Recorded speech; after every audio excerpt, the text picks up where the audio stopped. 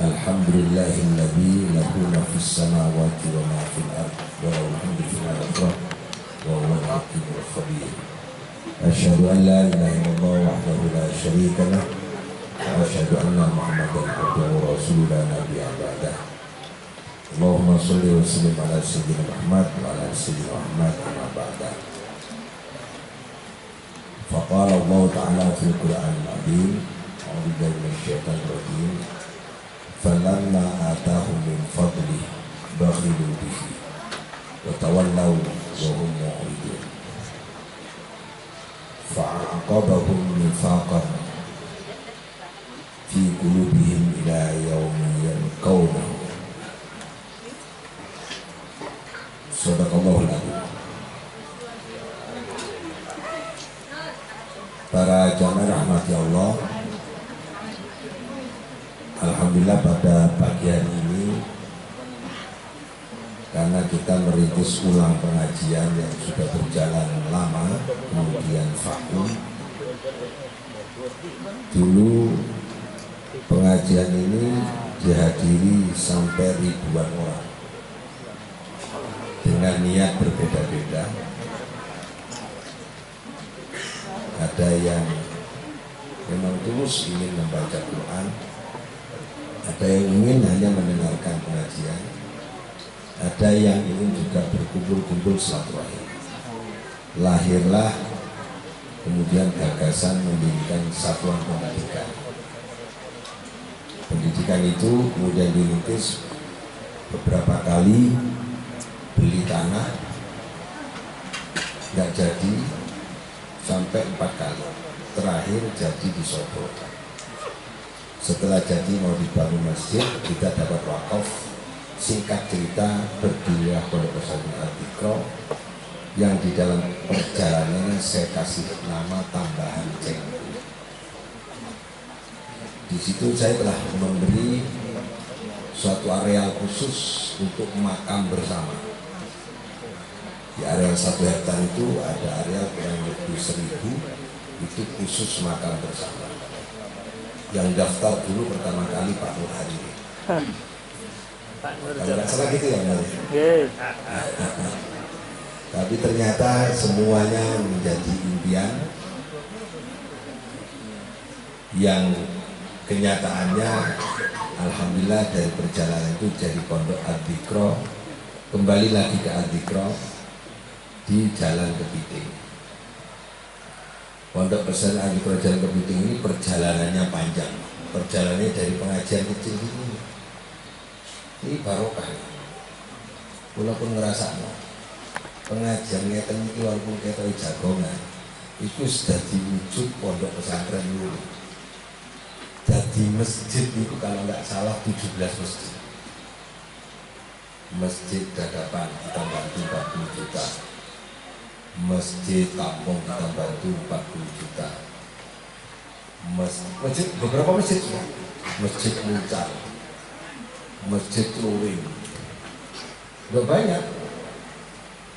1000 anak yatim setiap tahun, 1000 duafa setiap tahun, sejak tahun 2011. 1000 duafa setiap tahun, 100 anak yatim setiap minggu. Jadi luar biasa, kekuatannya luar biasa. Nah, kekuatan itu sekarang berubah energi itu. Cara sepeda motor itu diisi bensin, dipanasi urip. Itu kan namanya energinya energi kimia. Soalnya sing dibom bensin, tapi akhirnya berubah menjadi fisika, jadi gerakan, namanya mekanika. Jadi konversi energi kimia menjadi energi mekanik. Semangat ngaji berubah menjadi semangat lari-lari menuntut ilmu. Itu saat ini wujudnya pengajian sien. Ini kasih kan mau lawas-lawas ini orang ini. Pak Haji Sigit yang bikin itu mau lawas-lawas. Pak Nur Hari, Pak Haji Saromi. Ini orang-orang lawas-lawas. Nah, wujud itu saat ini ada lari-lari. Jadi berbuah, pohon itu berbuah. Alhamdulillah. Nah, keranten niki wonten teng banyak teng Rogo Jambi jenenge Pancoran, tempat di dalam Pak Nur Hayat. Pak Nur Hayat ini napa niku kok kula lupa, nomor siji panas, nomor loro niki kantor hukum. Jadi kayak promosi bisa. Niku pangkatnya kadang. Nah, kan kula kan gak iso ngerti. Jadi ini pengacara sing kepingin anaknya jadi kiai, luar biasa nih. Nah,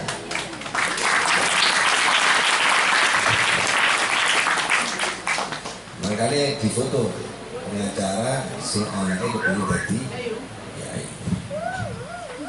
Engkau tak tampil jenenge Raffi. Siap.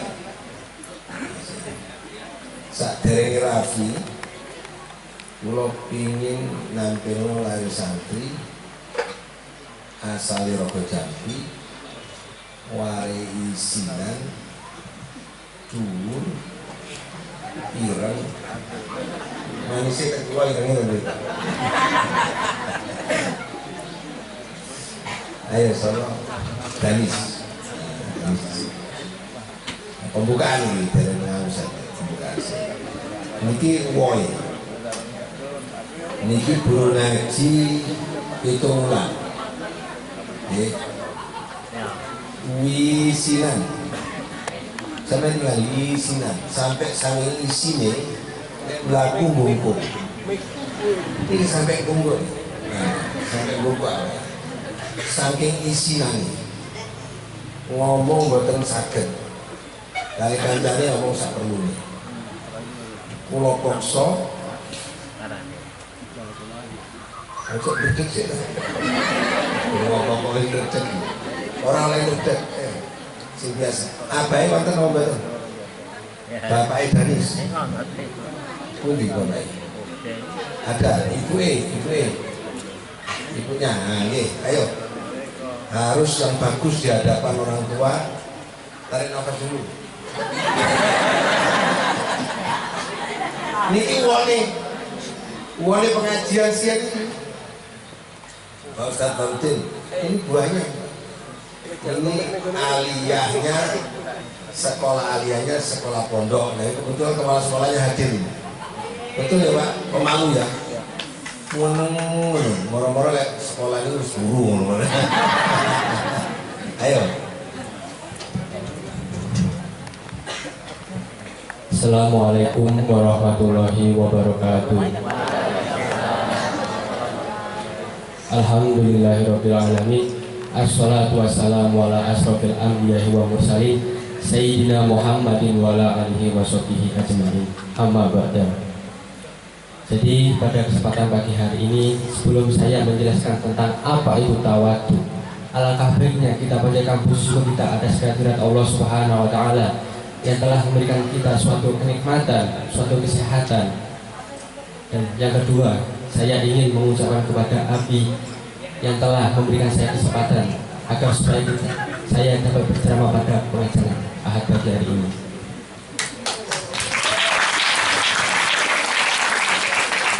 Jadi saya di sini akan menjelaskan tentang apa itu tawadhu. Kata tawadhu itu berasal kata wado'a yado'u, yang diikutkan wazan tafa'ala ya tafa'alu menjadi tawaddu'a ya tawaddu'u, yang bermakna merendahkan. Jadi yang dimaksud tawadhu itu adalah suatu perbuatan yang merendahkan dirinya sendiri di hadapan orang-orang kaya karena kagum melihat kekayaan orang tersebut. Maka dari itu tawadhu ini sudah dijelaskan pada suatu hadis sebagaimana Rasulullah SAW bersabda, "Waman tawaddu'a ligoniyin diginahu faqad dhahaba sulusatini." Waman ansapane wong tawaddu'a kang tawadhu ngrasa rendah sapa man ligoniyin kaduwe wong kang sugih liginahu krana kesudiane goni faqad moko teman-teman dhahaba lunga apa sulusatini loro bertelu saking agama iman. Jadi barang siapa yang merasa rendah di hadapan orang-orang kaya karena kekayaan orang itu, maka orang itu faqad dhahaba sulusatini, telah hilang, telah lenyap 2/3 dari agama kita. Jadi jamaah yang dirahmati Allah, maksud dari hadis yang saya bacakan tadi bahwa kita sebagai umat mukmin janganlah kagum terhadap kekayaan yang mereka miliki. Karena ketika kita kagum, itu membuat kita itu lalai terhadap apa yang diberitakan oleh Allah. Dan tawadu ini sudah dijelaskan pada suatu ayat, yang ayatnya itu terdapat pada surat At-Taubah ayat 85. Bismillahirrahmanirrahim. Wala tu'jibka amwaluhum wa auladuhum innama yuridullahu liyu'adzibahum biha fid dunya wa tashaqqa anfusuhum wa hum kafirun. Wala tu'jibka lan ojo ndadekake kagum ka ing sira apa anfusuhum pira-pira hartane dhae kabeh wa auladuhum lan pira-pira anake dhae kabeh innama stuhune wae yuridu nginginake sapa Allah liwa'adzibahum ing nyekso biha kelawan amwaluhum wa auladuhum di dunya ing dalam dunya watas hako lan lenyap opo angkusuhum piro-piro awak diri aladina wahum utawi aladina iku kafiruna piro-piro wong kang kafir. Jadi terjemah dan maksud dari ayat yang saya bacakan tadi, jangan sampai harta-harta mereka dan anak-anak mereka membuat kita itu takjub, karena ketakjuban tersebut itu membuat kita lalai terhadap apa yang diberitakan oleh Allah Subhanahu wa Ta'ala. Dan dibalik itu semua, innama yuridullahu liyu'adzibahum, Allah menghendaki mereka agar supaya mereka itu terjerumus ke dalam siksa-siksanya, yang siksanya itu berupa hikmat atau bisa disebut juga dengan istidraj. Dan Allah menghendaki mereka agar supaya mereka itu masuk ke dalam golongan-golongan orang-orang yang kafir. Jadi jamaah yang dirahmati Allah, kita dapat mengulangi kembali kata tunduk dalam bahasa Arab itu dibagi menjadi 4. Yang pertama itu adalah tawadu, yang kedua tadorru, yang ketiga khusyuk, dan yang keempat itu adalah ruku. Jadi keempat kata yang saya sebutkan tadi itu memiliki makna yang sama, yaitu bermakna tunduk. Akan tetapi keempat kata tersebut itu memiliki maksud yang berbeda-beda. Maka dari itu saya akan menjelaskan satu persatu dari kata yang saya sebutkan tadi. Yang pertama itu tawadu. Tawadu itu berasal kata wado'a yado'u, yang diikutkan wazan tafa'ala yatafa'alu menjadi tawadu'a yatawadu'u tawadu'an, yang bermakna merendahkan. Jadi yang dimaksud tawadu itu adalah suatu sifat merendahkan diri yang tertuju pada suatu sikap. Dan yang kedua itu adalah tadorru. Tadorru itu ada keterkaitannya kepada tawadu. Tadorru itu berasal kata doro'a yadro'u, yang diikutkan wazan tafa'ala yatafa'alu menjadi tadorro'a yatadorro'u tadorru'an, yang bermakna menundukkan. Jadi tadorru itu merupakan suatu sifat yang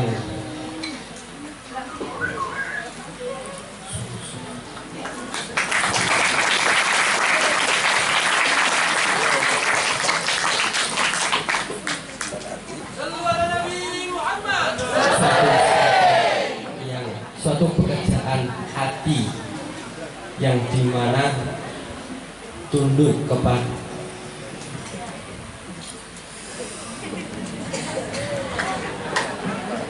tangan lagi.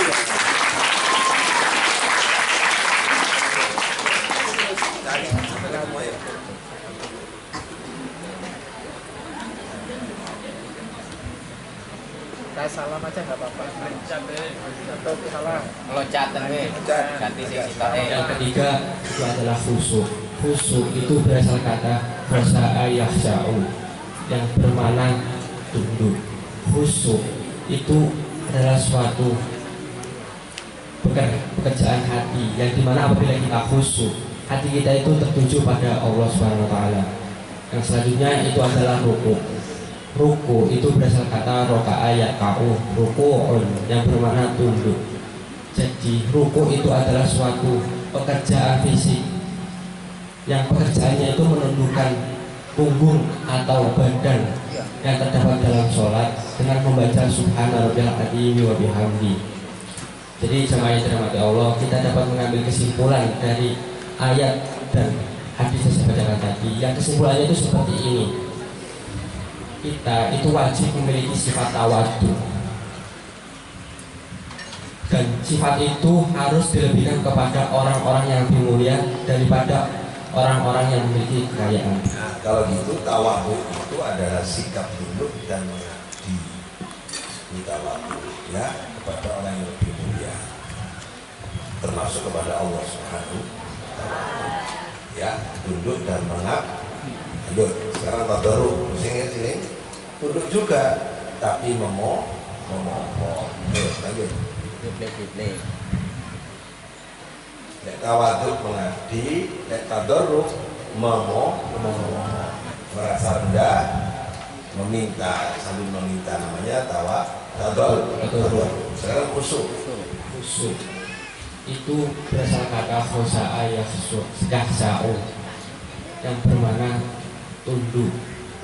Merasa merasa yang lain ya, Allah itu mulia, kita tidak mulia, kita banyak salah, gitu ya. Kalau ruku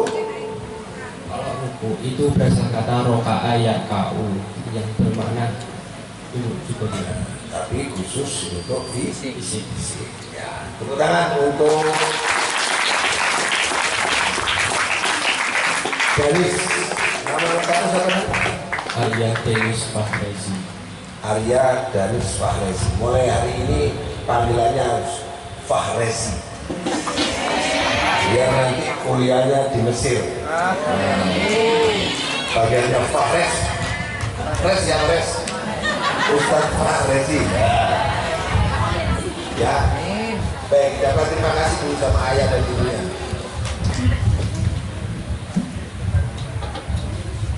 Ayah dan ibu, saya ingin mengucapkan banyak terima kasih yang telah sudah membimbing saya dan memberikan saya motivasi dan supaya saya semangat mengaji. Dan dari saya, wassalamualaikum warahmatullahi wabarakatuh. Ini anak yang gak bisa ngomong. Ya Bu, ya, Bu. Nah, ibu bapak ini biasa ngomong nggak hari ini?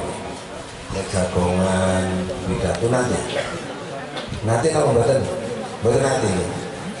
Nah, ini groginya saat saya suruh tampil luar biasa Pak. Jadi alhamdulillah saat ini tuan rumah. Nah, tuan rumah berarti putranya tuan. Namanya Raffi Ahmad. Ya, Raffi Ahmad. Artis. Putranya Pak Nur Hayat ya. Ayo Pak, Ustadz Raffi Ahmad.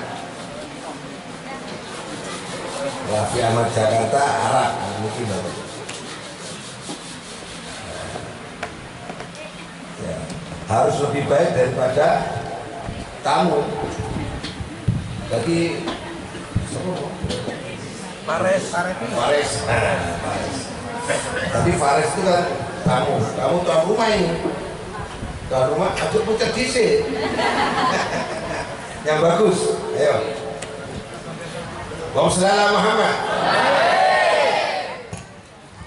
Assalamualaikum warahmatullahi wabarakatuh. Waalaikumsalam warahmatullahi wabarakatuh.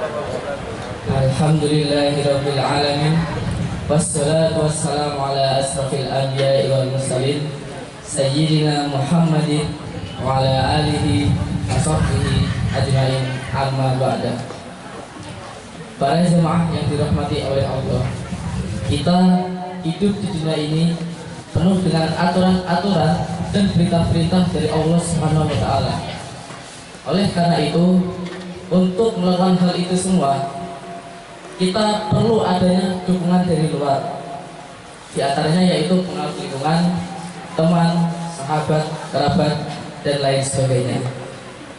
Maka pada kesempatan kali ini saya akan menjelaskan tentang salah satu hikmah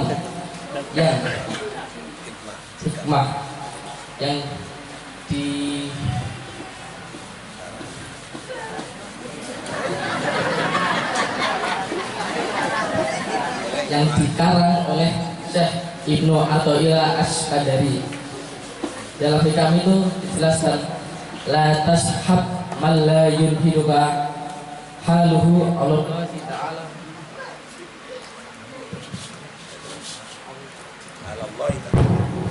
Allah Ta'ala wa la yadulluka maqaluhu. La tashhab ojo ngancani sapa sira man ing wong la yunhiduka kang ora dari kakek semangat ka ing sira apa haluhu keadaan man Allahi ing atase Allah Ta'ala kama ulu sapa Allah wala yadulluka lan ora nuduhake ka ing sira apa maqaluhu ucapane man.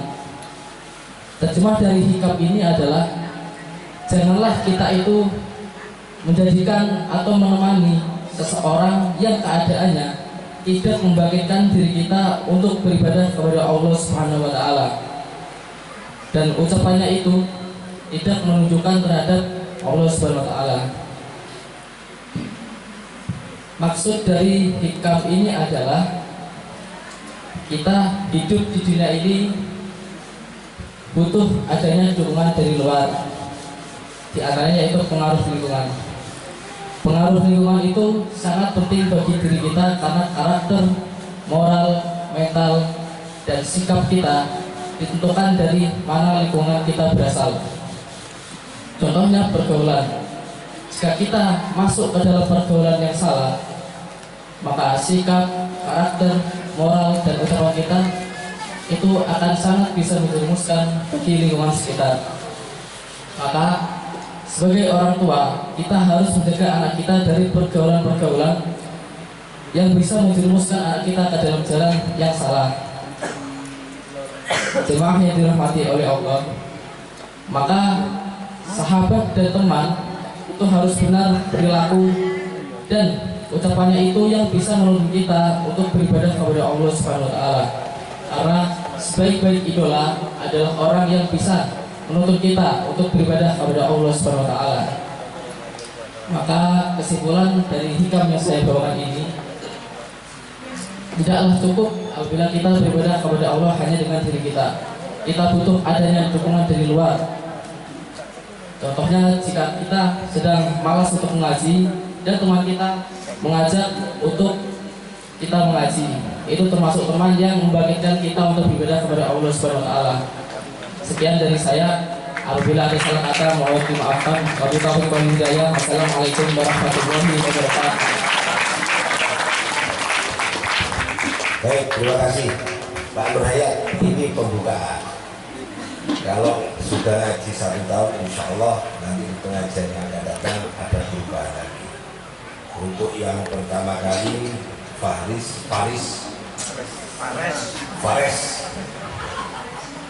Fahrezi sama Raffi sudah cukup lumayan, karena untuk bisa tampil di hadapan orang banyak butuh 20 kali latihannya, butuh 20 kali tampil. Ini kan baru sekali sudah bisa kontrol nahwu sorotnya, sudah cukup luar biasa. Itu pertama untuk anak saya. Baik, Bapak Ibu yang saya hormati, tadi Raffi mengatakan ada haluhu, ada maqaluhu, ada keadaan dan ada ucapan. Ucapannya sahabat, ucapannya orang lain, dan termasuk keadaan orang lain harus mempengaruhi dan mampu mempengaruhi, dan itu mesti mempengaruhi secara sosiologi terhadap kita sebagai sahabatnya. Maka kita dilarang mengambil sahabat, menjadikan sahabat orang yang keadaannya tidak membangkitkan keimanan, keadaannya tidak membangkitkan semangat belajar, keadaannya tidak membangkitkan untuk mendekatkan diri kepada Allah SWT. La tashab, tidak boleh. Orang yang tidak membangkitkan, la yunhiduka, tidak membangkitkan kita semua semangatnya untuk mendekatkan diri kepada Allah Subhanahu wa Ta'ala.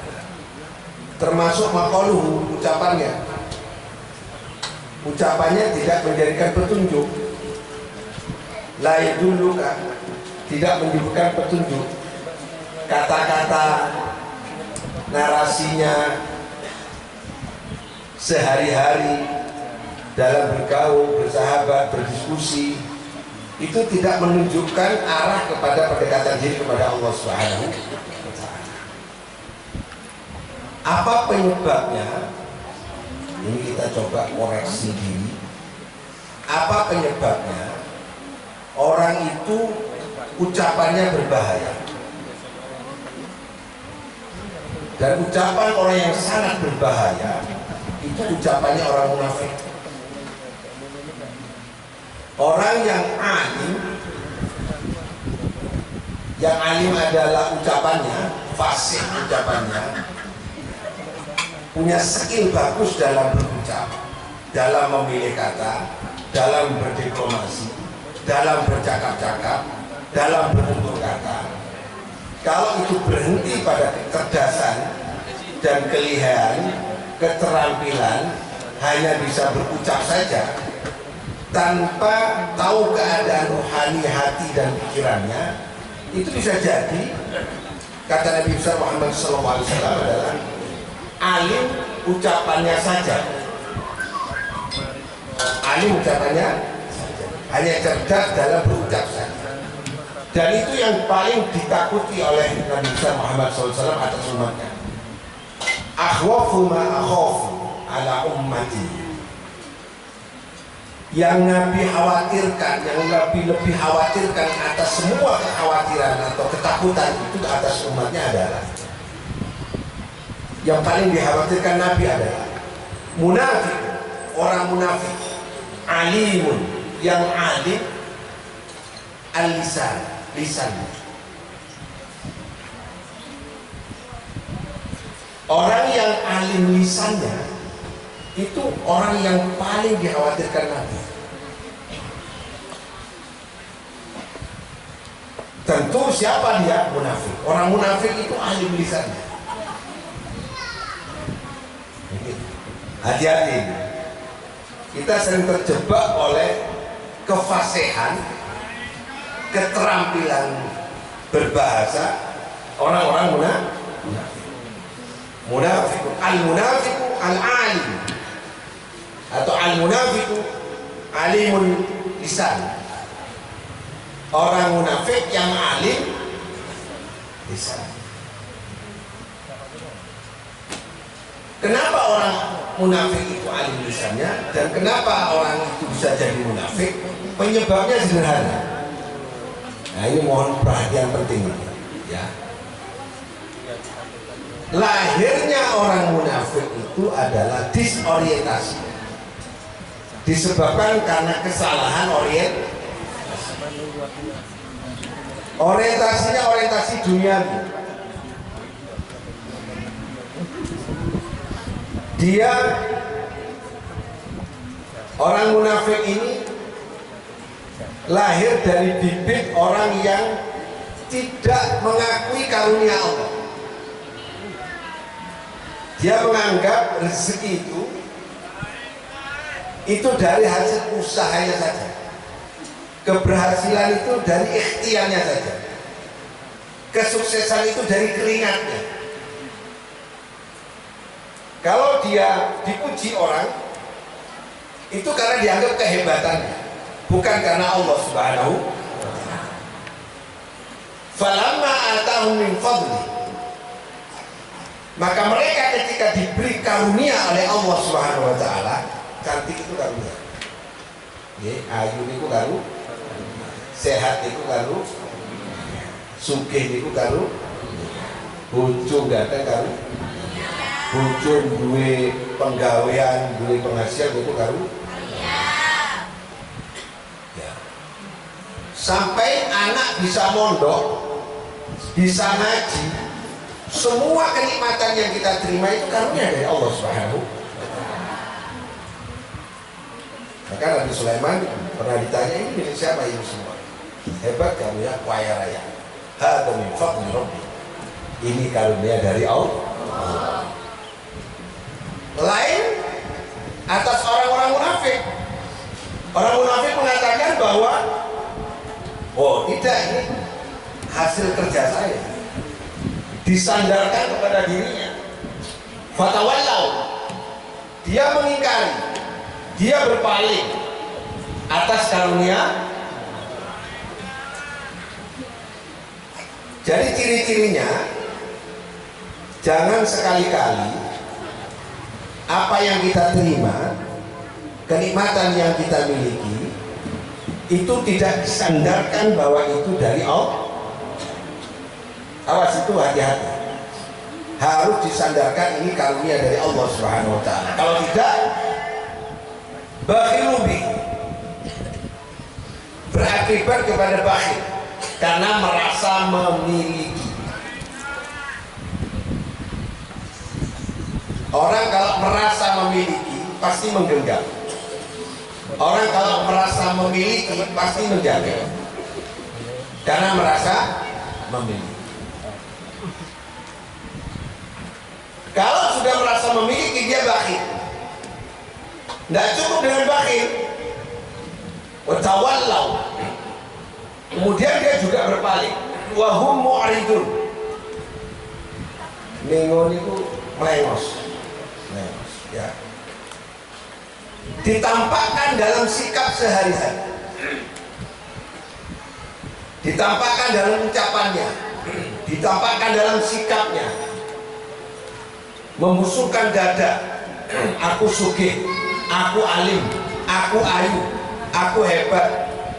Ketika muncul angkuh, itu bukti dia itu watawallau wa hum mu'ridun,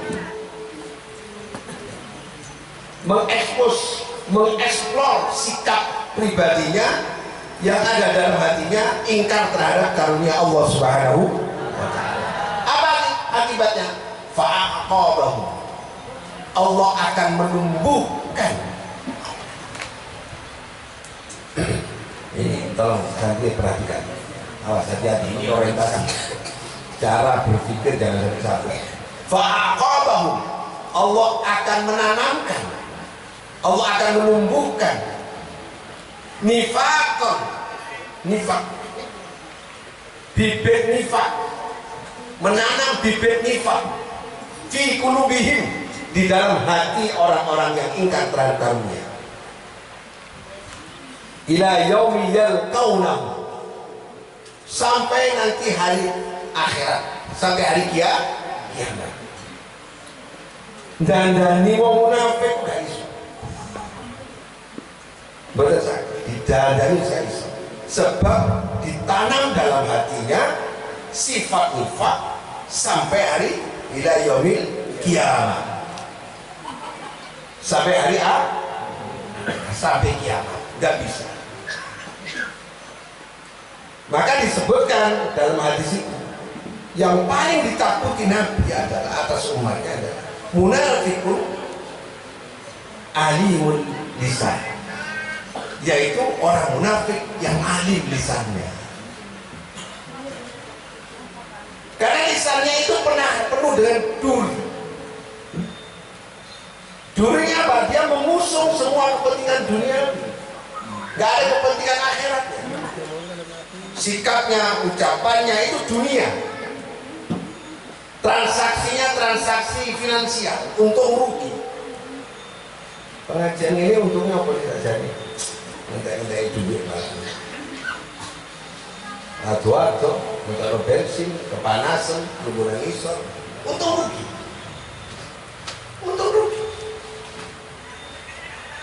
Padahal surga itu tidak akan pernah diberikan oleh Allah Subhanahu wa taala kepada orang yang selalu bahagia di dunia. Nggak ada orang masuk surga itu karena bahagia terus di dunia.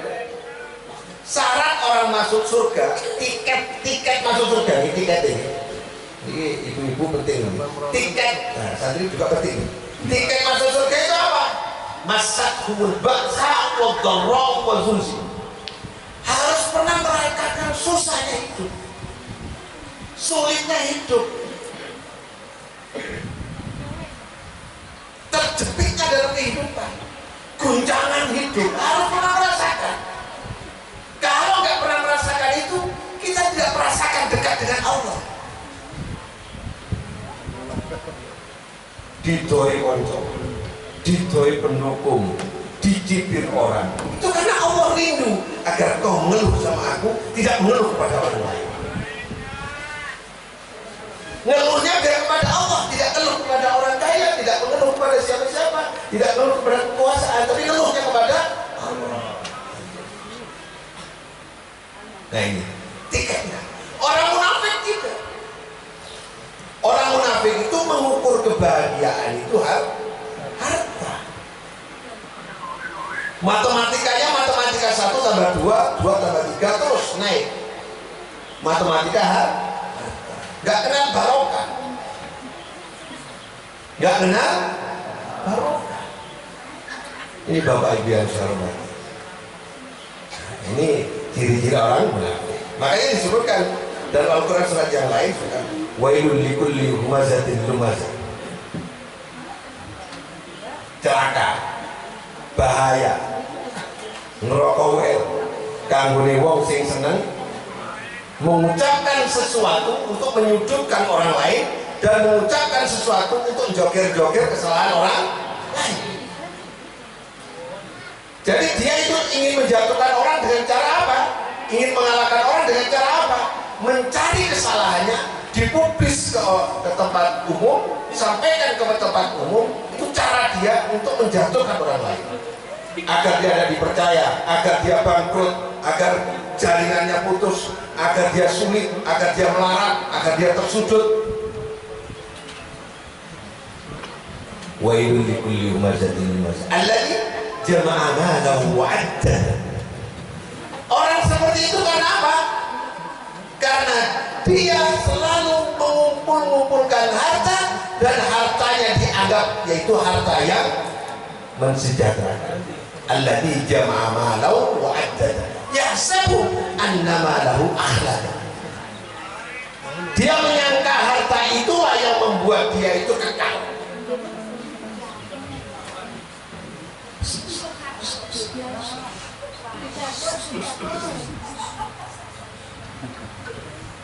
Dia menganggap dengan harta dia wibawa. Dia menganggap dengan harta itu dia bisa dimuliakan. Makanya tawaduk terhadap orang kaya karena kekayaannya jadi 2/3 agamanya hilang. Maka jangan membuat kita kagum, jangan mengagumkan kepada kita harta dan kesuksesan orang-orang yang tidak bersandar kepada Allah. Karena sesungguhnya pemberian berupa hal yang sifatnya material itu adalah liyu'adzibahum. Itu hanyalah siksaan. Jadi kan perlu diparingi dunia, diparingi kekuasaan, tapi agama Allah. Ini ku siksaan. Numpak mobil mewah, tunggu enak, keliling luar negeri, keliling Indonesia, kuantane akeh, tapi gak ibadah, gak sholat. Itu siksaan. Jadi kan kali itu lo milih ini, gak di popo tapi ibadah tekun, hati metu gak di sepeda, hati tuku rokok gak di duit, hati mantu utang, tapi ibadah milih ini. Ayo pilih ayo. Kira-kira gak milih pasti ini gak milih juga enak ibu mau ibadah gak ada duit terus mau nih gitu kudunya jawabannya apa? Yuk gak mungkin lah iso ibadah iso tenang ngerti duit walaupun sedih Aja terus enggak lah, aku sing bodoh dari duit. Nah, itu orang sifat-sifat munafikin. Kekayaan yang paling luar biasa apa? Sehat. Sehat, kita ini lupa. Sehat itu mahal. Loh, sehat itu mahal. Saya dari perjalanan dari Banyuwangi ke sini, ada temannya Uminya bilang, kalau ingin sembuh dari gagal ginjal gampang ke Singapura. Ganti ginjal paling 2 miliar modal. Lu jenengan sehat ya, gak loro kaya Umi. Ayo gak syukur ya. Apa tak balik sama sing loro ginjal ya. Loh, syukur dong, Bang. Syukur. Lah syukur. Lah jenengan ya Pak bisa anggap guncangan hidup mulai tiket masuk surga. Mulai ya? Ini toh, orang rumah tujuh loro. Mulai. Saya enggak iso kawin mana nih. Jadi lagi mikir-mikir agama kan boleh bojo mana itu. Lah saiki jenengan umpamane. Lah lek wis lara ditinggal boleh. Lah terus tujuane bobojan apa? Ya kudu ngrumat seneng, ya kudu ngrumat susah. Aja susah ditinggal. Ya apa? Wong ibu arek-arek ditinggal. Lho ngoten lho. Jadi kita jangan sampai punya sifat-sifat terikat dengan harta. Punya boleh, punya itu boleh, sangat dianjurkan. Terikat ya nggak boleh. Keplesetan Nabi Adam itu kayak boleh, keretak, nggak sampai terikat, cuma keretak. Jadi Nabi Adam itu ketika di surga tunduk sama istrinya itu batin ya batin. Gitu, coro dibahas no, ngono kok. Enak-enak, coba enak-enak surga ya Allah, ojo sampai aku ke surga ya. Aku ke surga ya Allah, kan kehilangan nikmati. Cuma kerja, gak sampai ngomong nih. Apa kata iblis? Nah ini kesempatan. Kata iblis, ini kesempatan saya menggoda. Karena iblis itu bisa menggoda hanya kepada orang kedunya. Ulangi rumah rapi. Iblis itu hanya bisa menggoda kepada orang kedunian. Orang Jawa cara modelnya apa? Dunia, Pak. Kenapa cara modelnya? Bahasa Inggris. Saya kedunian tapi apa modelnya? Ayo, apa? Pakai apa? Kenapa apa? Dunia melolong. Dan melolong. Tamak bahasa Arab. Mau Madura kan? Aku Madura nih. Aku nyongkol Madura itu wong biru loh kan ini. Hijau kan itu ya? Hijau kan ini. Biru kabeh. Ini tahu ini hijaunya kan ini. Biru lauk. Makna antara biru melolong itu. Biru melolong itu maksudnya duit toh. Karena biru itu adalah langit. Langit itu tempatnya tahu langit ya? Awas perhatikan ini. Ben macet nanti. Iblis itu menggodanya saat manusia itu terpikat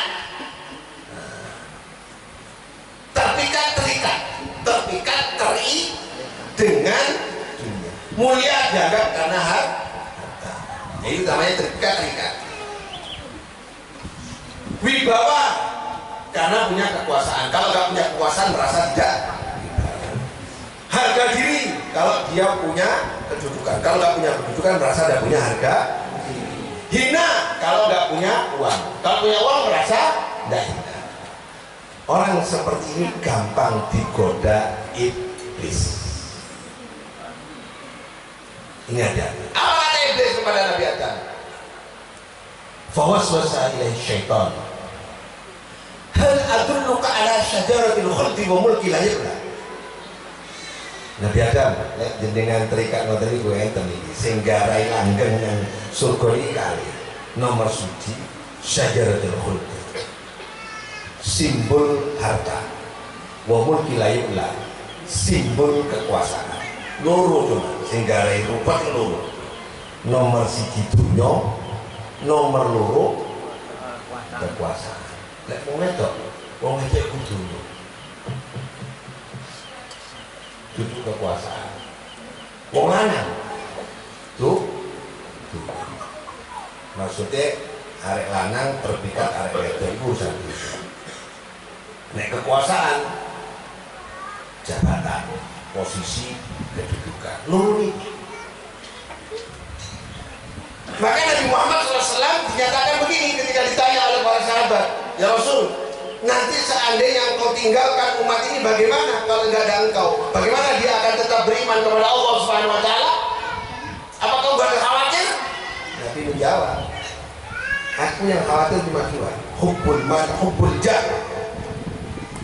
Yang aku khawatirkan dua atas umatku, hubbul mal, hubbul jah. Terikat oleh harta dan terpikat oleh jabatan. Jadi keping ngersi hati ojo terikat, tapi tetap punya.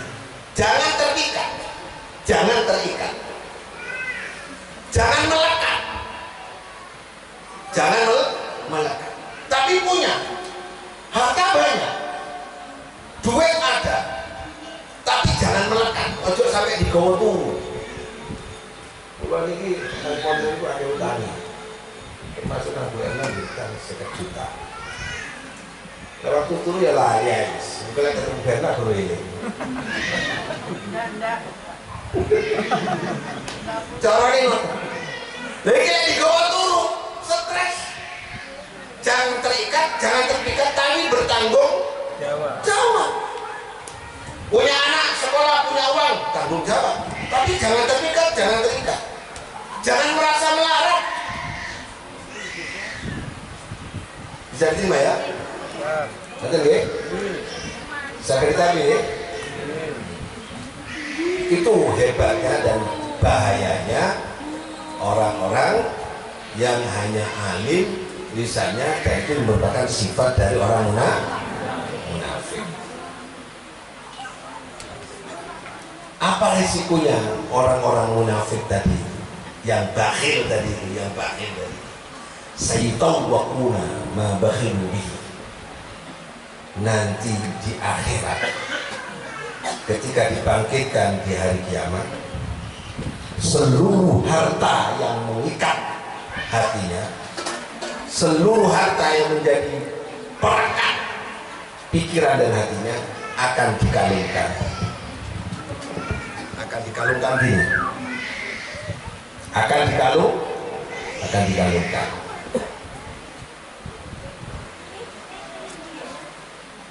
Kalau betul sampai kalungan mobil. Awas yang punya mobil. Kalau betul kalungan sawah.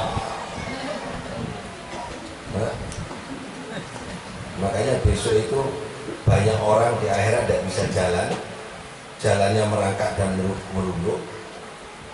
Dia nggak susah untuk mencapai suatu perjalanan karena dia berkalung harta yang dia buat bakhil dan diakui itu miliknya.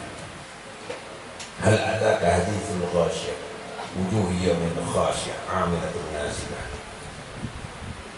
Itu kuncinya. Jadi kunci ibadah ini kan kalau kita ngerti, ya apa cara membangkitkan yunhiduka, membangkitkan apa semangat hiro beragama bagi kamu. Apa yang bisa membangkitkan itu? Yang membangkitkan adalah sifat hati melepas diri dari keterikatan dunia. Bukan, jangan salah paham, bukan tidak punya harta gitu deh. Duduk terus gak gawe, mari pengajian mau gak usah dunia-dunyaan. Terus nang omah, nang sholat, nang omah kok gak tau gawe. Terus melarat aja, soalnya melarat itu mesti mlebu surga. Bahaya ini. Mboten ngoten. Fa idza faragta fansab.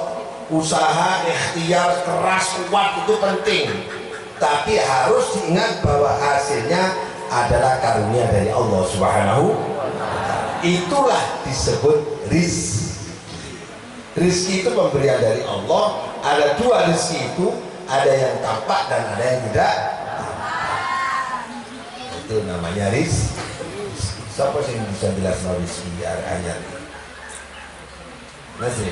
Ini Nasri. Nasri itu aku jawab. Jelas rizki kok orang lain. Rizki, rizku, kata kau ini rizki. Rizkiku sih, rizkiku maknane pemberian dari Allah. Le asro, iku maknane biru. Berarti le ro, zaid, kof, rizki. Le zaid, ro, kof, zirkon artinya biru. biru. Ayo, apa maksudnya? Jelaskan. Maksudnya biru itu ialah warna yang mewakili warnanya langit. Berarti rizki itu tempatnya di dalam langit.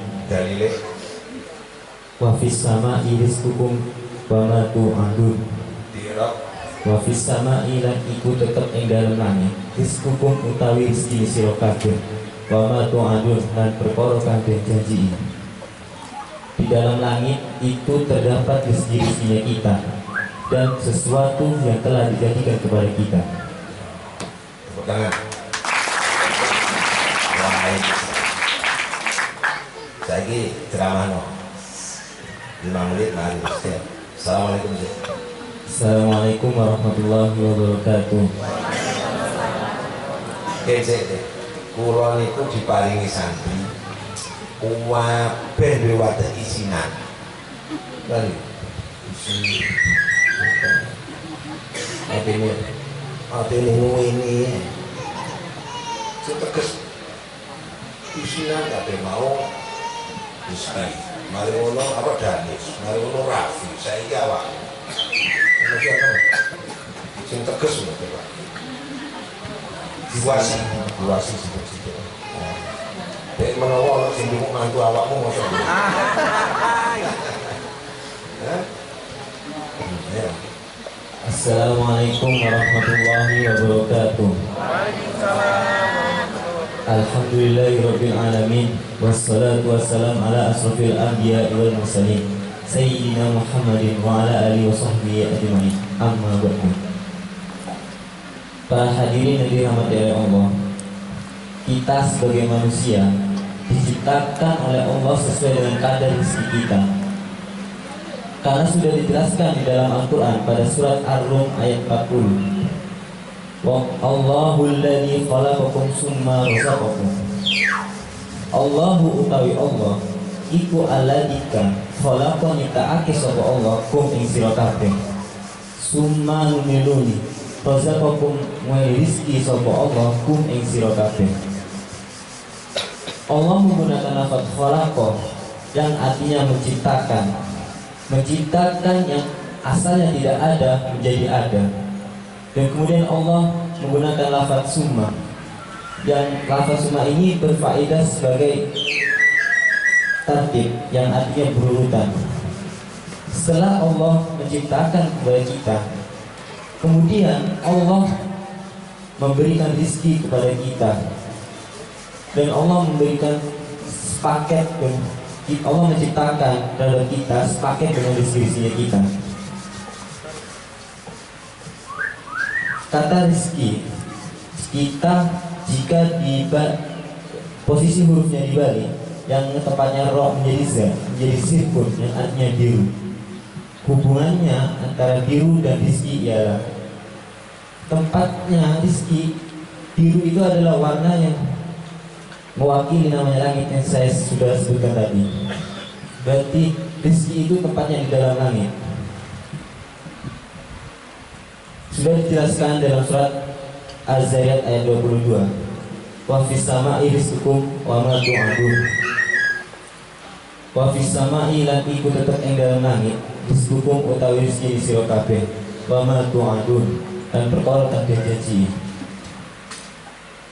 Di dalam langit itu terdapat rezeki seperti halnya hujan. Contoh, seorang petani yang diberi cobaan oleh Allah berupa musim kemarau yang sangat panjang. Dan tak lama kemudian Allah menurunkan hujan dari langit dan menyebabkan seluruh sawah-sawah di langit, sawah-sawah petani tersebut menjadi subur kembali. Disitulah bukti bahwa rezeki itu terdapat di dalam langit. Nah, jadi begini, Bapak Ibu. Ini biar kita nggak salah paham. Jenengan sugih, pulau kali jenengan sugih, duwe dunya, disian pun di kali ikhtiar. Ikhtiar. Megawe sik terus sugih, apa sugih sik?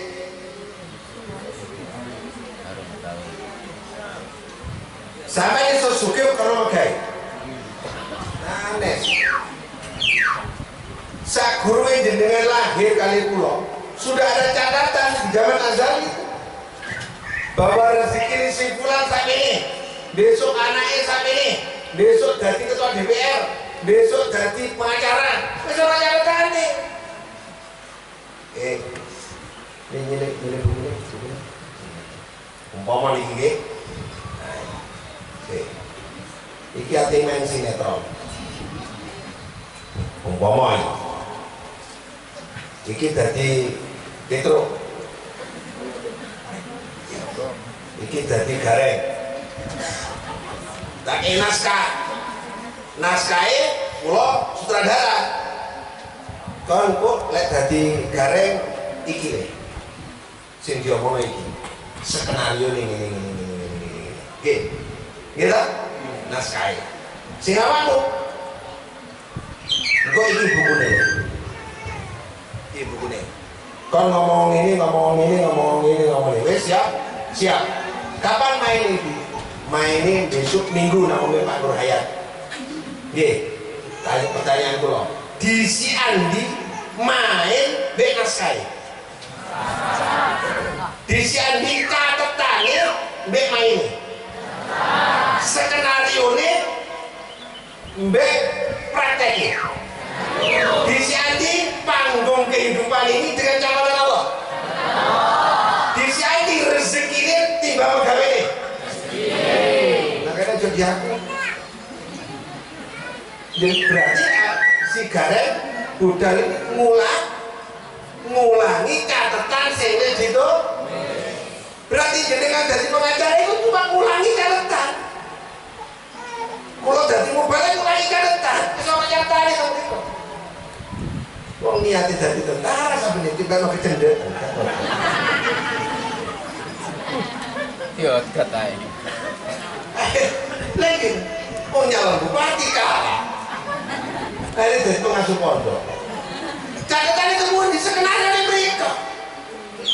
Lalu awakmu dari Gareng nang kono salah skenario. Sutradara ngomong, salah. Diulangi. Kat. Gitu. Pahami? Nah, itu yang dimaksud wafis sama iris catatane teng langit. Kula ini jenengan ngulangi nang donya. Aja sok wis bagian DVD. Kon larat. Kon satu meneh. Kon maca dadi wong larat. Iki dadi wong sugih. Kon dadi pejabat. Ngono kan skenario ini.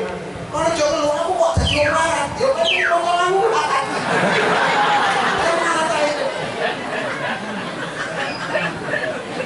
Ono kamu, wis moga wis tenanan, wis jujur, tetep larat. Catatannya larat. Wis trimon. Ono wong iku wis gak ganteng, welek, harus sugih. Ya catatannya pancen sugih. Bojone ayu bisa. Bojone ayu. Ono arek pesek, tapi bojone buanteng ayu. Lho catetane pancen ngono sebenarnya ini. Paham nggih? Masuk? Masuk. Tenang. Jadi gak oleh ngersu? Ngersu lah. Orang munafik ngersu loh. Nyalano Allah, gak adil. Raffi Ahmad jadi bintang, jadi akuse, aktornya, gitu, serinya dia. Masa aku jadi suri terus. Nah, ente sih ngono, banyak skenario nih ngono. Ya. Terus lanjutannya apa terakhir? Ya. Pada hadis qudsi dijelaskan wa qasamtu laka. Apa hadis apa? Hadis qudsi. Apa bedanya hadis qudsi dan hadis nabawi? Jawab. Loh, kudu iso. Ora. Hasil maju.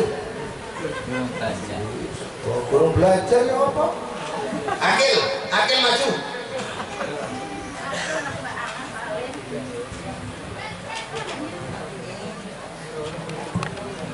Apa bedanya Al-Quran dan diskusi hadis nabawi?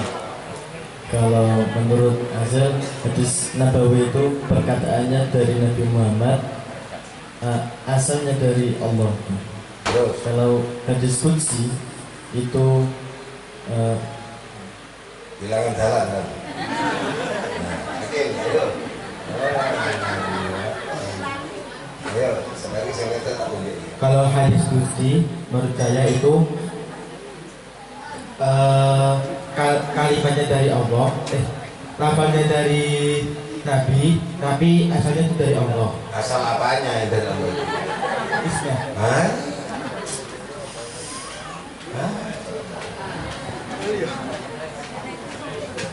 Konco aliamu sama? Konco aliamu? Anggi di Anggi. Lagi bela. Dari, sini. Atau dari situ, Anggi, dari situ sebut. Kalau Al-Quran,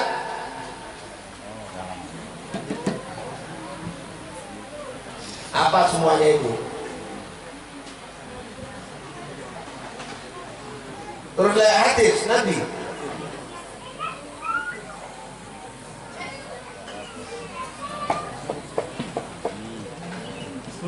Terus terus apanya lagi? Sofi Tak punya wireless. Tak punya wireless. karena teklala. Ayolah yang keras.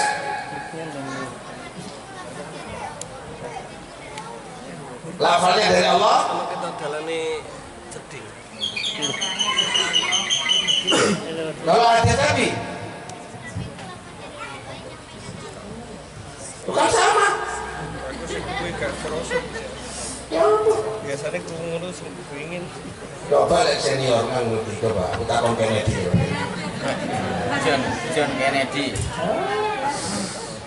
John Kennedy. Bagaimana kita? Ken, diajari tak ini? Sudah, tapi bro, Grogi. ke sini. Dorong. Ayo, mau guru Kennedy kan? Kalau hadis qudsi itu maknanya dari Allah dan lafaznya itu dari Nabi. Kalau Al-Quran?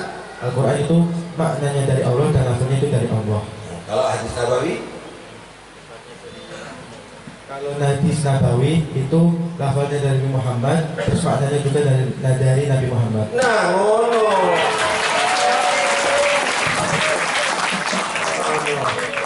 Balen.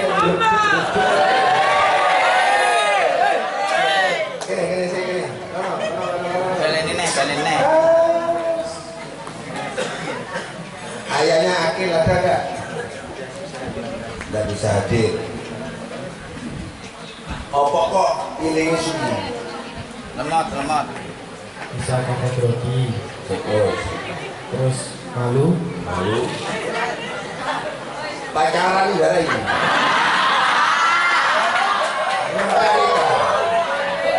Coba di pacaran aja. Ilmu hilang ya pacaran. Ulangi lagi. Jelas wes. Jelas apa kan terserah. Salam dulu. Assalamualaikum warahmatullahi wabarakatuh. Alhamdulillahirabbil alamin wassalatu wassalamu ala asrofil anbiya'i wal mursalin sayyidina wa maulana Muhammadin wa ala alihi wa sahbihi ajma'in. Amma ba'du. Segala puji bagi Allah yang telah memberikan kita nikmat berupa kesehatan dan nikmat berupa waktu yang luang untuk karena kita bisa hadir pada acara hari ini. Pada kesempatan hari ini saya akan menjelaskan tujuan hidup kita sebagai manusia hidup di dunia ini. Kita sebagai manusia hidup di dunia ini itu tidak hanya untuk mencari rezeki dan tidak hanya untuk mencari harta, tetapi kita hidup di dunia ini itu untuk beribadah kepada Allah Subhanahu wa Ta'ala. Seperti yang telah Allah firmankan pada surah Al-Zariyat ayat 56. Wa ma khalaqtul jinna wal insa illa liya'buduni. Wa ma khalaqtu lan orang kita akeh sapa insun al jinna ing jin wal insa lan ing manungsa illa liya'budun. Dijaba supaya ibadah sapa al jinna wal insa. Itu Al-Quran apa hadis? Al-Quran. Kalau gitu lafalnya dan maknanya dari Allah. Nah, kalau gitu kenapa Al-Quran itu berharokat, kalau hadis berharokat, sementara kalau kita pun kok gak berharokat? Untuk menjaga maknanya. Yang menjaga makna yang mana? Yang mana, Al-Quran atau yang menjaga makna apanya? Al-Quran dan hadis. Ya, yang menjaga makna apanya itu? Kalau kita Aku tak takon oleh SMP, tapi menjaga makna apa? Harokatnya Tuhan.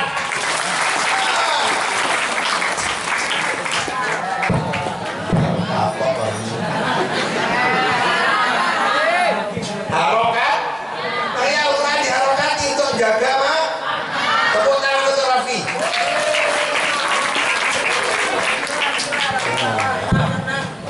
Lanjut. Apa? terjemahnya adalah Siap. wa ma khalaqtu dan tidak aku ciptakan kata Allah al jinna kepada jin wal insan dan kepada manusia illa liya'buduni kecuali untuk beribadah kepada Allah Subhanahu wa Ta'ala. Buduni, nun apa? Lebih kaya. Oh, betul.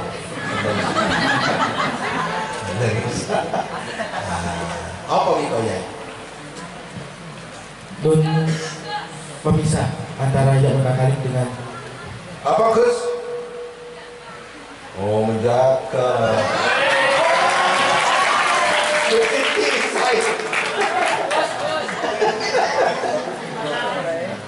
Makanya juga pacaran. Pokoknya gak ada bapak ibu yang bocoran. Ya wes, ada serius. Terus akhirnya lanjut.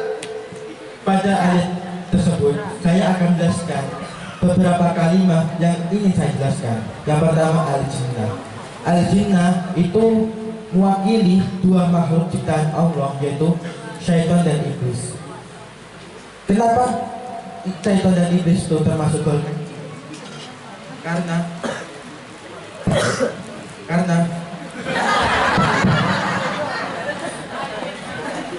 Karena iblis karena minal jinni. Iblis itu sebagian dari jin. Min pada kalimat tersebut itu minta to'id yang bermakna sebagian. Min ada berapa?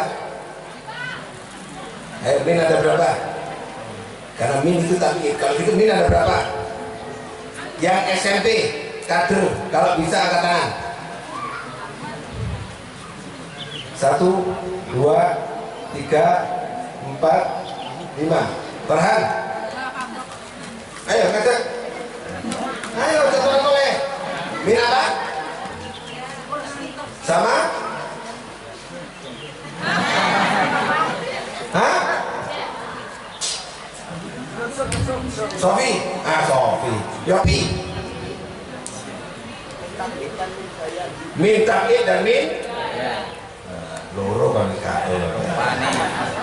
Kapok kan. Ayo pacaran mainnya.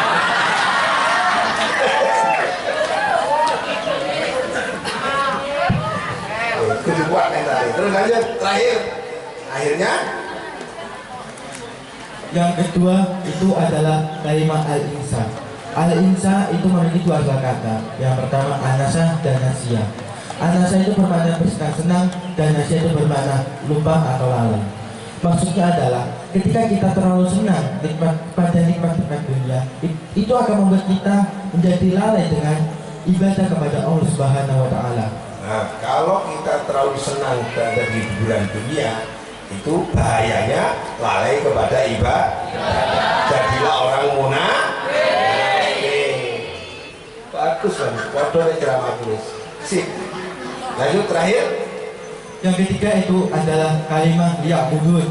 Liya'budun itu terdiri dari 3 kata, yaitu li, ya'budu, dan ni. Li itu menggunakan lam ukai yang bermakna agar supaya. Maksudnya adalah kita diciptakan di dunia ini agar supaya beribadah, yaitu untuk bertujuan hanya memiliki satu tujuan, yaitu ibadah kepada Allah Subhanahu wa taala. Jadi kita hidup di dunia itu jangan terlalu terlena dengan nikmat-nikmat yang ada di dunia, karena nikmat dunia itu bersifat sementara. Yang kedua itu kalimat ya'budu. Ya'budu.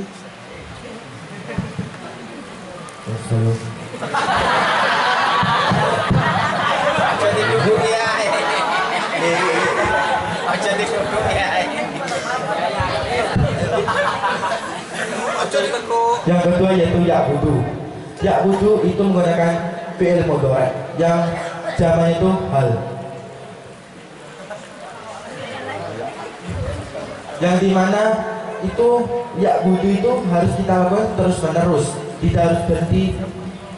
Kita tidak boleh berhenti di tengah-tengah.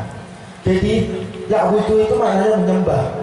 Maksudnya menyembah itu adalah taat dan patuh kepada perintah Allah Subhanahu wa taala. Ya'budu itu satu akar kata dengan abdun. Abdun itu bisa bermakna kosong dan bisa bermakna budak. Ketika bermakna kosong, kita hidup di dunia itu hakikatnya tidak membawa apa.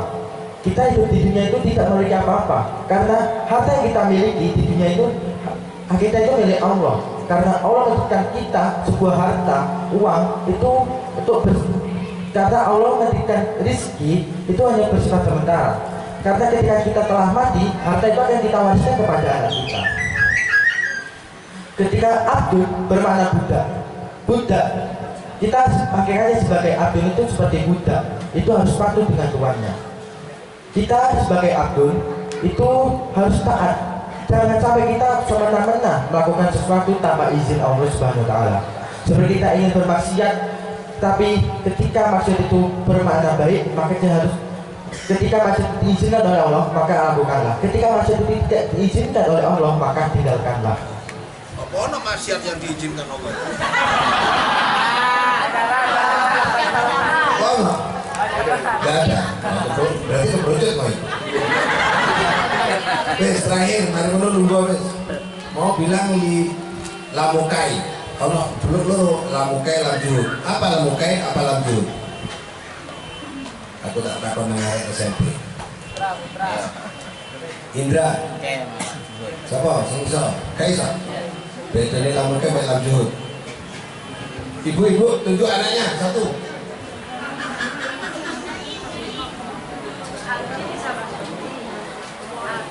Bisa Raffi. Ayo berdiri Raffi, sini. Raffi aja wes. Ayo Raffi.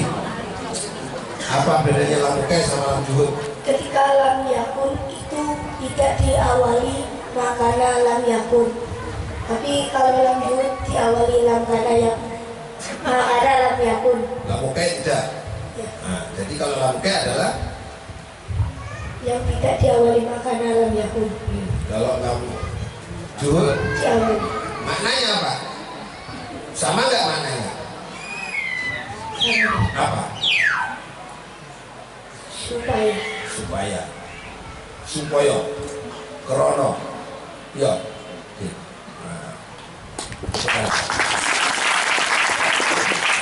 Kok belajar ini ya? Ayo, salam. Terima kasih. Sekian dari saya. Wassalamualaikum warahmatullahi wabarakatuh. Ngapunten ya Bapak Ibu sambil melatih anak-anak di panggung pertemuan pada hari ini. Alhamdulillah. Sebelum saya akhiri, saya mendapatkan amanah. Amanah ini ya ringan, Dibilang ringan karena sudah aktivitas sehari-hari, dibilang berat ya karena ini beban dan tanggung jawab. Ada kitab yang pernah dibaca pertama kali oleh santri Adikro kira-kira tahun 2021 yang lalu, 2021 atau 2020 saya lupa, pas hampir selesainya Covid. Kitab yang dibaca adalah kitab Sirajul Thalibin. Yang baca Tasya. Kitab itu pertama kali sejak ada pondok dibaca oleh santri namanya Tasya, dan itu terekam di YouTube di mana. Kitab Sirajul Thalibin itu dikarang oleh Syekh Ihsan Jampes Kediri. Satu-satunya karangan kitab Imam Ghazali yang disarai, yang dijelaskan, yang diurai oleh seorang kiai ulama besar Indonesia bernama Syekh Ihsan dari Kediri. Apa kitab yang disarai itu adalah kitab Minhajul Abidin, karangan Imam Ghazali. Syekh Ihsan Jampes punya putra dan punya cucu, punya pondok di Kediri, punya pondok di Blitar, punya pondok di beberapa pulau se-Indonesia. Beliau pimpinan Thariqah, cucunya ini namanya Kiai Haji Muhammad Faruk, cucu dari Kiai Ihsan Jampes. Seminggu yang lalu datang ke pondok pesantren Adikro, saya tidak tahu kalau beliau adalah cucunya Kiai Ihsan, menitipkan 3 santri seniornya yang sudah mondok di pondoknya 6 tahun, 4 tahun, dan 3 tahun, bahkan sudah lulus sarjana jurusan tafsir Quran. Diamanahkan kepada kami agar dilatih selama beberapa tahun di pondok, agar nanti pulang bisa ngajar di pondok pesantrennya Kiai Haji Muhammad Faruk, cucunya Kiai Ihsan Jampes. Berat apa enggak? Berat. Saya kenalkan anak 3 itu. Tolong berdiri sini. Ini santri dari Kiai Haji Muhammad Faruk Blitar. Ya, kamu jelaskan, kamu disuruh mondok di Adikro ini untuk apa dan bagaimana ya? Ini lulusan, ini sarjana tafsir Quran, hadis, jurusan hadis ya, Win. Kalau ini aslinya mana? Kalimantan. Yang ini dari Sumeneb, tapi mondok di Kiai Faruk sudah 4 tahun. Kamu 6 tahun. Ini 6 tahun di sana, ini 4 tahun di sana. Sultan berapa? 6 tahun. Ini namanya Sultan, ini namanya Athaillah, ini namanya Fadil. Siapa yang mau menyampaikan tujuannya kamu di pondok diantarkan oleh Kiai? Assalamualaikum warahmatullahi wabarakatuh. Perkenalkan ya, nama saya Muhammad Sultan. Asal saya Malang. Saya dikirim sama abah saya, Abah Faruk, dari Blitar jauh-jauh ke Banyuwangi ini untuk ngalap barokah dari Abi Wahyudi, yaitu mempelajari ilmu alat berupa nahu dan sorof untuk nanti dikembangkan, untuk nanti diajarkan kepada adik-adik saya dan teman-teman yang ada di Blitar. Jadi saya di sini dititipkan sama Abah ke Abi Wahyudi untuk belajar, untuk mondok tidak berlama-lama dan tidak juga terlalu cepat. Jadi mondoknya nggak sampai yang bertahun-tahun, soalnya di sana juga sudah ditungguin gitu. Ya, itu luar biasa. Sudah 6 tahun disuruh belajar di sini agar bisa ngajar. Coba. 6 tahun itu sudah bisa belajar kita enggak? Belum. Sekarang sudah mulai bisa enggak? Alhamdulillah. Seminggu di sini terasa enggak? Ada betul. Muncul ya, betul ya. Pernah enggak jatuh di hadapan orang banyak ini? Belum pernah. Belum pernah. Atau kamu berapa tahun? 4 tahun. 4 tahun. 4 tahun ya. Jawa. Betul. 4 tahun sudah bisa baca kitab atau masih belajar dasar-dasar? Masih belajar dasar. Masih belajar dasar ya. Kalau Fadil? 6 tahun. 6 tahun. 6 tahun itu sudah bisa baca kitab belum? Belum, masih dasar. Ini Sultan, balik lagi ke Sultan. Sultan ini pertama kali belajar nahwu sorof, tahu nggak kepada siapa? Setelah dari 6 tahun di pondok, kepada santri pertama kali Adzikro, yaitu Rizal. Jadi ini santrinya Rizal. Berapa bulan belajar ke Mas Ustadz Rizal? 4 bulan. 4 bulan. 4 bulan. Setelah itu dikirim kemana? Sebelum ke Mas Rizal itu pernah ke Demak. Demak. Iya. Di metode Arba'in. Sudah di mana-mana. Terakhir insya Allah di Adzikro. Nah, karena itu kami mendukung. Sekarang Sultan maju. Jelaskan satu hadis yang kamu telah belajar di Adzikro. Sak ikroknya, sak nahunya, sak penjelasannya. Seminggu dikasih tepuk tangan yang meriah dulu. Orang-orang grogi, ya.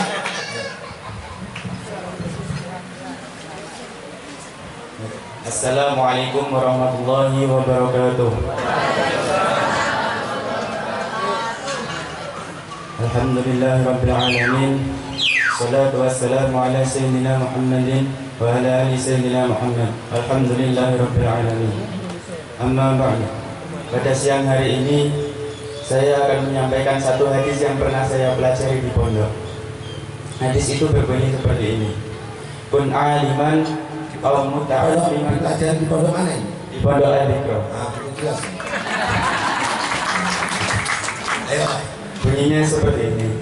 Kun aliman aw muta'alliman aw mustami'an aw muhibban wa la takun khamisan fatahlika.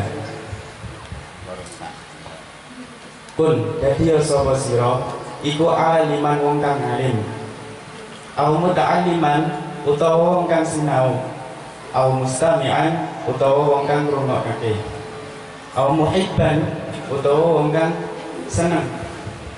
Wala takun lan aja dadi sapa sira iku khamisan kang kaping 5 fatahlika mongko rusak sapa sira. Maksud dari hadis ini apa?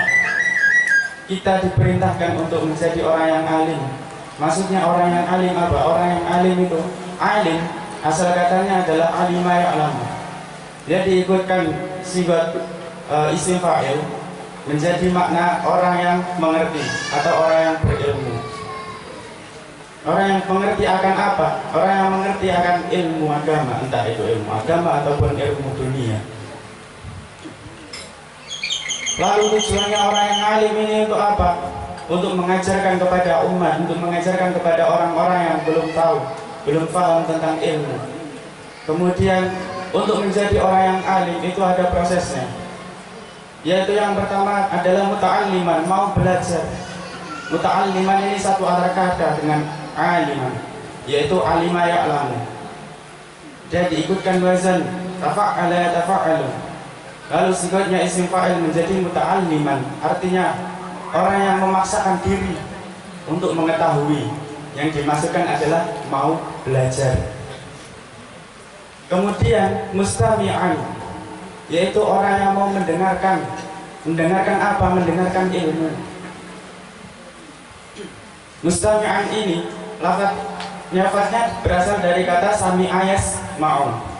Diikutkan wazan ifta'ala yafta'ilu, kemudian sifatnya isim fa'il menjadi makna orang yang mendengarkan.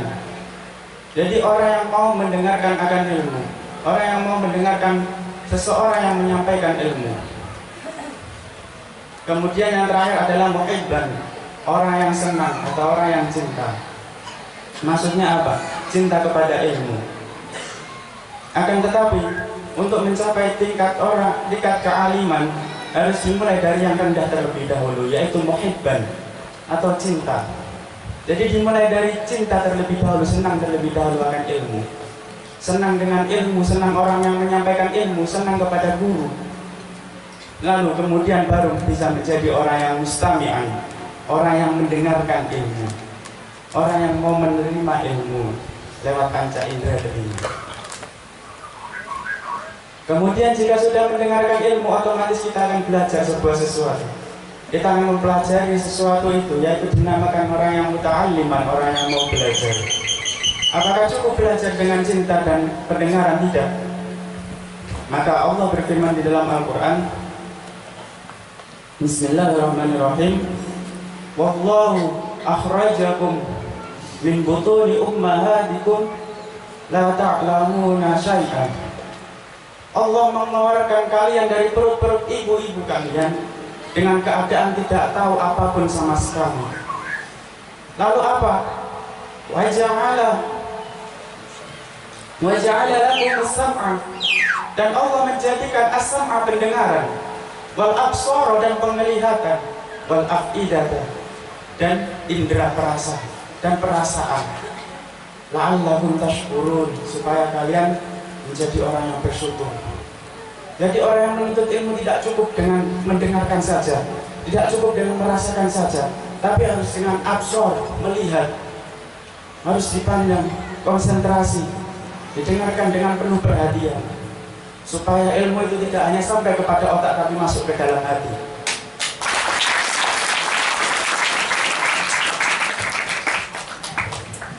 Kemudian jika kita sudah mau belajar, Pak, insya Allah kita akan menjadi orang yang alim, orang yang mengetahui, orang yang bisa mengajarkan ilmu, orang yang bisa menyampaikan ilmu kepada orang yang lain. Karena sebaik-baik manusia adalah yang memberi manfaat kepada manusia yang lain. Seperti itu. Jadi, mari jemaah sekalian, kesimpulannya adalah orang yang alim saja tanpa mengamalkan ilmunya. Jadi walaupun kita sudah berusaha menjadi orang yang muhibban, mustami'an, muta'alliman, lalu kita menjadi orang yang alim, tetapi kita tidak mengamalkan ilmu, tidak mempraktekkan ilmu kita, maka rusaklah kita. Fatahlika, maka rusak.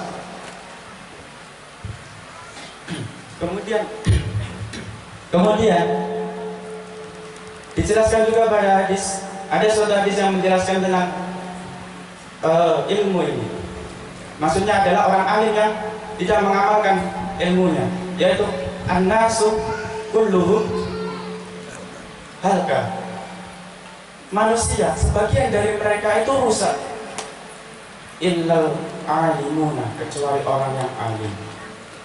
Jadi menjadi manusia saja itu tidak cukup, harus mempunyai ilmu pengetahuan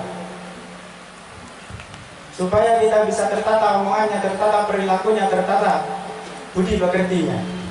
Karena setiap sesuatu yang dilakukan harus menggunakan ilmu. Kemudian masih ada lanjutannya. Al-alimuna kulluhum halka. Orang alim sebagian dari mereka itu rusak. Ilal amiluna, kecuali orang yang mengamalkan ilmunya. Al-alimuna, orang yang mengamalkan ilmunya, kulluhum, sebagian dari mereka al-halka, mereka rusak. Illal mukhlisina, kecuali orang-orang yang ikhlas. Jadi, para jemaah sekalian, ketika kita sudah menjadi orang yang alim, sudah melewati proses 4 tadi, kita harus mengamalkan ilmu. Supaya apa? Supaya kita tidak rusak. Maksudnya apa? Tidak rusak dalam berperilaku, kita tidak rusak dalam berbicara. Kita memberikan manfaat setiap apa-apa yang dari kita keluarkan itu, baik itu tenaga, pikiran ataupun ucapan, itu memberikan manfaat kepada manusia yang lain. Karena sesungguhnya hidup kita ini hanyalah singkat. Kita tidak ada yang kekal di dunia ini.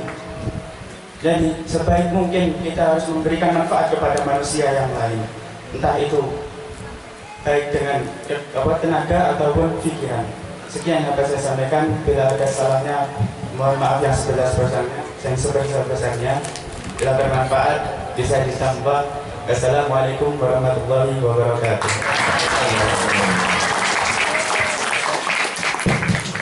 Sultan, pidato di hadapan orang itu mulai kapan? Baru sekali ini tadi. Baru sekali. Satu, dua. Kamu belajar hadis, mengurai hadis, ada Qur'annya, ada hadis lagi itu. Belajarnya kapan? Mulai mondok dari Adikro ini. Tidak, kapan? Kapan itu maksudnya Senin, Selasa, Rabu? 3 hari yang lalu. 3 hari yang lalu.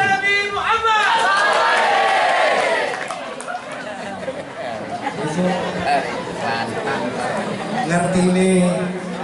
Oh, ngerti nih lagi isim fa'il asale alima ya'lamu wa ini takalluf, faidahnya takalluf itu mulai kapan? Mulai seminggu yang lalu. Seminggu yang lalu. Seminggu bisa ceramah. Ini bisa. Kan ngaji ini mulai jam berapa? Hari subuh ngaji. Iya.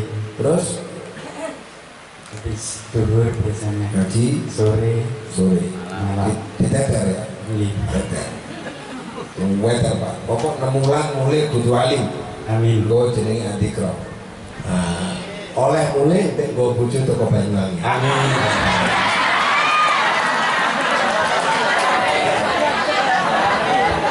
Kalau saudara Muhammad.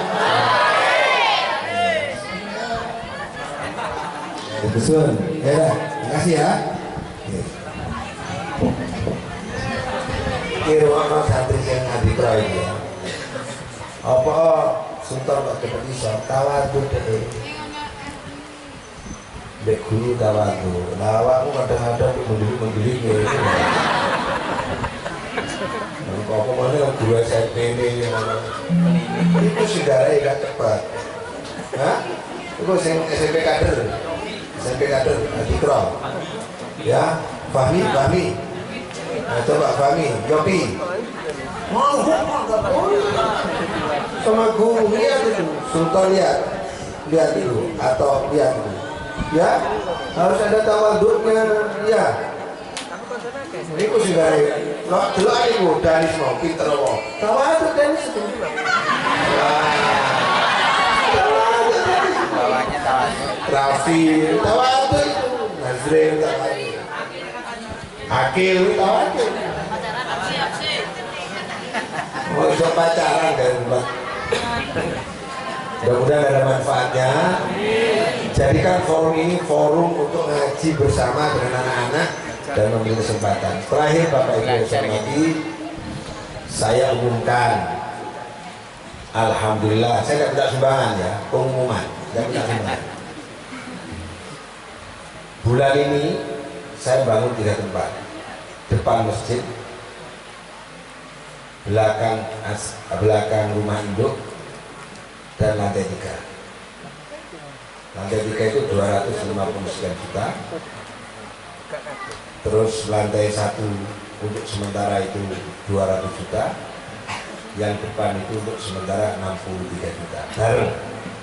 Bareng. Insya Allah bulan sebelum Ramadan selesai. Pengumuman pertama, tidak bermaksud minta sumbangan. Itu gara-gara ini Bapak Idijai mau ngirimi semen itu buat pulau mau ngedit dikirimi.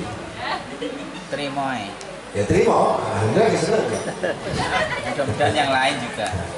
Yang kedua pengumuman, insya Allah bulan ini tanggal 29-30 rutinan haul, mungkin agak sederhana ya, karena tempatnya sudah ada teroknya sendiri di depan masjid itu. Ini yang sekarang panitianya anak-anak. Kalau kemarin panitianya saya semua, sekarang saya serahkan sama anak-anak. 29 acaranya adalah acara diskusi keilmuan dengan beberapa tokoh agama dan insya Allah kehadiran ahli tafsir dari UIN Sunan Ampel Surabaya dan beberapa kiai, ada 3 kiai dan 1 tokoh ahli tafsir dari Surabaya. Tanggal 29 atau tanggal 30-nya. Tanggal 30 pulau undang jenengan sedoyo. Hola Torito ngaji sekaligus pikiran. Yang ketiga terakhir, karena pondok pesantren ini sudah mulai tahun kemarin menerima siswa baru SMP dan Aliyah, ternyata manfaatnya luar biasa. Kita ulangi, luar biasa. Anak-anak ini sekolahnya nggak terlalu capek, tapi dapat dua-dua, dapat sekolah, dapat ngaji. Yang di luar ini repotnya ngantar jemput, ribetnya luar biasa. Tapi santri Al-Iqra walaupun sekolahnya di luar biasa capeknya tetap ngaji. Pulang setengah 5, maghrib ngaji sampai jam 9, subuh bangun, luar biasa ini. Tidak ada kalau nggak santri Al-Iqra. Ya, untuk itu tahun depan kita mulai menerima SD Al-Iqra, tidak usah mondok SD-nya. Yang mondok SMP-nya. SMP-nya sekarang sudah pakai standar. Insya Allah pakai standar. Nah, yang perlu bantuan keras ini saya aliyahnya. Karena aliyah ini aturannya aturan bukan dinas, aturan kemenang. Ini berat. Maka aliyah yang akan datang Bapak Ibu harus banyak santrinya.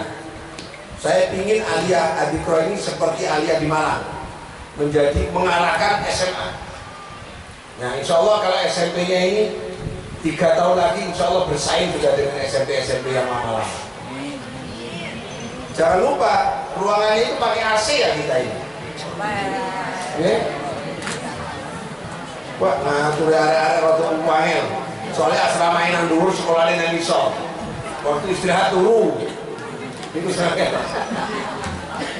Nah, lepas itu turun tengah kelas ngasih.